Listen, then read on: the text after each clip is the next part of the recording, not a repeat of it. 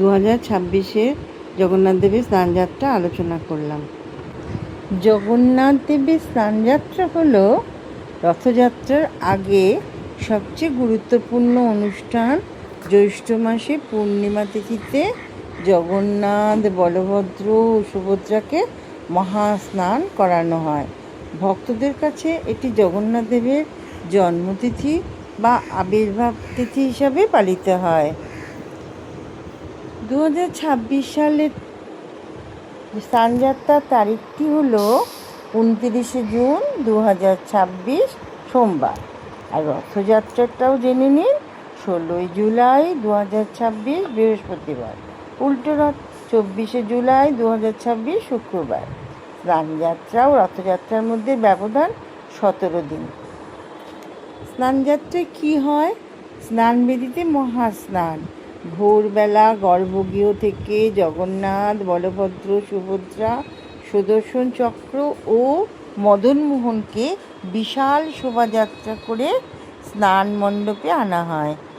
পুরীতে সোনাকুয়া নামে বিশেষ কুয়ো থেকে জল তোলা হয়। সেখানে কখনো সূর্যের আলো পড়ে না।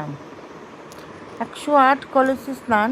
চন্দন, তুলসী, গঙ্গাজল, কাঁচা দুধ, ডাবের জল আর ভেষজ মিশিয়ে 108টি সোনার কলসের জলে বিগ্রহগুলোকে অভিষেক করানো হয়। বিশ্বাস, এই স্নান দর্শনে জন্ম জন্মান্তরের পাপ বিনাশ হয়। গজবেশ বা হাতিবেশ। স্নানের পর সন্ধ্যায় জগন্নাথ ও বলভদ্রকে গণেশের মতো হাতির মুখাবরণ পরানো হয় আর সুভদ্রাকে পদ্মবেশে সাজানো হয়। একে গজবেশ বলে। স্নানযাত্রার পর কী হয়? অনসর পর্ব। স্নানের পর প্রচলিত বিশ্বাস, অতিরিক্ত জলে ভিজে প্রভুর জ্বর আসে, তাই তাকে 15 দিন অনসার ঘরে গোপনে রাখা হয় ও রাজবৈদ্যের আয়ুর্বেদিক চিকিৎসা চলে। এই সময় মূল মন্দির বন্ধ থাকে, ভক্তরা সরাসরি দর্শন পান না। মন্দিরের পটচিত্র রাখা হয় বিগ্রহের জায়গায়। 15 দিন পর নবযৌবন দর্শন বা নেত্রোৎসব হয়। তখন দেবতারা নতুন রূপে ভক্তদের দর্শন দেন। তারপরে রথযাত্রা শুরু হয়। তাৎপর্য: স্কন্দপুরাণ মতে রাজা ইন্দ্রদুম্ন প্রথম এই স্নানযাত্রা শুরু করেন, কারণ স্বয়ং জগন্নাথ তাকে আবির্ভাব তিথিতে স্নান করানোর আদেশ দেন। 108 কলসের জলে স্নানের মাধ্যমে ভগবানের সর্বজনীন মঙ্গল কামনা করা হয়। জ্বর, বিশ্রাম, সুস্থ হয়ে ওঠা, এর মাধ্যমে ভগবান মানব লীলা প্রকাশ করেন।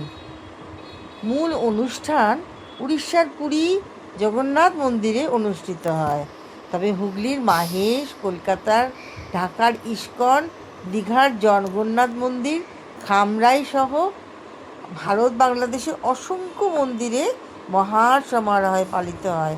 দীঘাতেও এবার 108 কলস দুধ জলে মহাস্নান হয়েছে। বাড়িতে বিগ্রহ বা ছবিতে পঞ্চামৃত বা চন্দন মিশ্রিত জলে অভিষেক করিয়ে ভোগ আরতি দিয়ে দিন পালন করা যায়।